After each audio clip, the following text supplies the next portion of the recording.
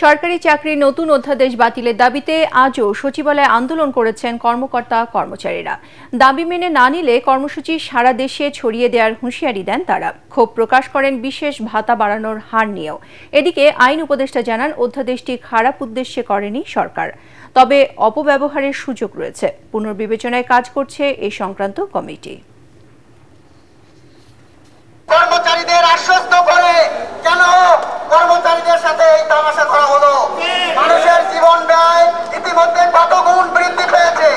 অন্তর্বর্তীকালীন সরকার, আপনি কয়দিনের জন্য আসছেন, চলে যাবেন, আমাদের মনে আগুন জ্বালালেন কেন?